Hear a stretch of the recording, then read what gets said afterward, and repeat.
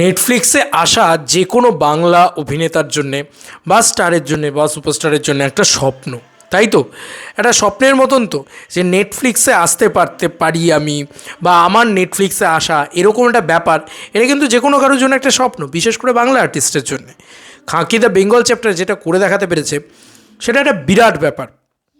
কারণ এটা জিদ্দা প্রথম নেটফ্লিক্সে আসছে, জিদ্দার বলিউডে পা, ইত্যাদি ইত্যাদি অনেক সুন্দর সুন্দর কিছু আর্টিকেলস বেরোতে পারে, অনেক সুন্দর সুন্দর কিছু কী বলবো, ওই হেডিং হতে পারে। কিন্তু তোমরা কি জানো যে জিদ্দা কিন্তু নেটফ্লিক্সে আবারও রাজত্ব করতে চলেছে? মানে একবার নয়, আবারও। এবং সেটা আজ নয়, অনেক আগেই জিদ্দা নেটফ্লিক্স কাঁপিয়েছিল। ইয়েস, এবং অনেক দিন আগেই জিদ্দা নেটফ্লিক্সে চলে এসছে। দেখো, একটা জিনিস হয়, এটা আমরা ভিডিওটাতে ডিটেলসে আলোচনা করব। তার আগে বলি, নেটফ্লিক্সে কিন্তু জিদ্দা আজকে নয়, আগেই অ্যাভেলেবেল ছিল, এবং আগেই কিন্তু জিদ্দা নেটফ্লিক্সে চলে এসছে। এই নেটফ্লিক্স বিষয়টা এত কেন পপুলার? কারণ নেটফ্লিক্স একটা ন্যাশনাল প্ল্যাটফর্ম, প্রথমত। দ্বিতীয়ত হচ্ছে, এই নেটফ্লিক্স জিনিসটা প্রচণ্ড পপুলার ইন ওটিটি স্পেস। আমরা সব জায়গায় দেখি যে নেটফ্লিক্স নেটফ্লিক্স নেটফ্লিক্স, এবং সারা বিশ্ব এই নেটফ্লিক্স কনজিউম করে। তো সেই কারণেই এত নেটফ্লিক্স নিয়ে মাতামাতি। এবং এরকম একটা পরিস্থিতিতে দাঁড়িয়ে তুমি জাস্ট বলো তো, যে নেটফ্লিক্স নিয়ে মাতামাতি হবেই স্বাভাবিক। তো নেটফ্লিক্স নিয়ে মাতামাতি হওয়ার পরে এরকম একটা পরিস্থিতিতে দাঁড়িয়ে জিদ্দা already available on Netflix, Khakee the Bengal চ্যাপ্টারের জন্য না, তার আগে থেকেই ছিল। এটা জানলে তোমরা অবাক হবে।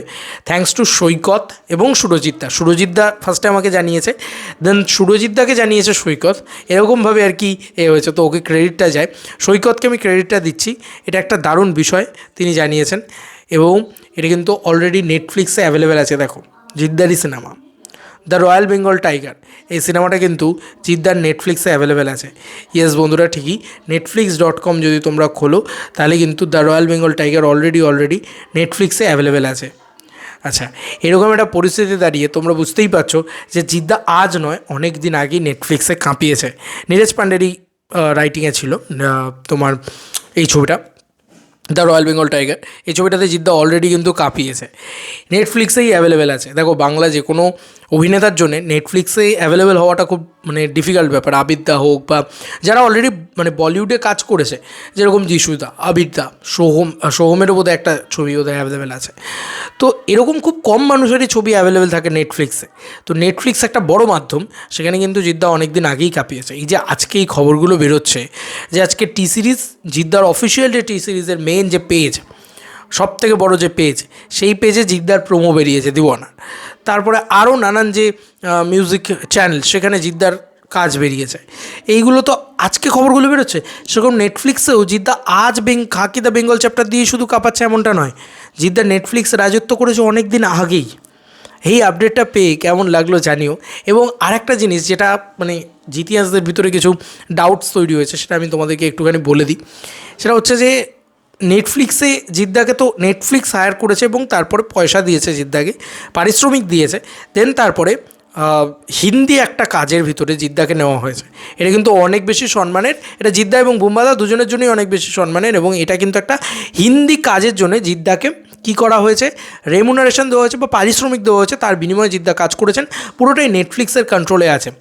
এবার দ্য রয়্যাল বেঙ্গল টাইগার সিনেমাটা একটা বাংলা ছবি, সেই ছবিটা জাস্ট বিক্রি হয়েছে নেটফ্লিক্সের কাছে, তার জন্য আপফ্রন্ট জিদ্দা কিছু পেমেন্ট পেয়েছেন। অবশ্যই জিদ্দার হাউসেরই তো ছিল। তো এরকম একটা বিষয় ঘটেছে, বুঝলে তো? তো এইটা হচ্ছে মূল বক্তব্য, যে ওটা নেটফ্লিক্সে বিক্রি হওয়া একটা বাংলা ছবি ছিল। যাই থাকুক না কেন, জিদ্দা তো আত্মপ্রকাশ করেছিল নেটফ্লিক্সে আগেই, মুখ দেখিয়েছে নেটফ্লিক্সের পর্দায়, জিদ্দাকে দেখা গেছে এর আগেও। তো এটাই আর কি, এটা বলার ছিল, এবং এই বিষয়টা ক্লিয়ার হয়ে গেল। কিন্তু অফিসিয়ালি যদি হিন্দি কাজ হিসেবে, বলিউডে পা যদি বলো, বা হিন্দি কাজ হিসেবে জিদ্দার যদি বলো, সেটা কিন্তু খাঁকি দ্য বেঙ্গল চ্যাপ্টারে। তো তোমাদের কার কী মতামত এন্টায়ার ভিডিওটাকে নিয়ে জানিও কমেন্ট সেকশনে। চলো বন্ধুরা, নতুন কোনো ভিডিওতে দেখা হবে, বাই।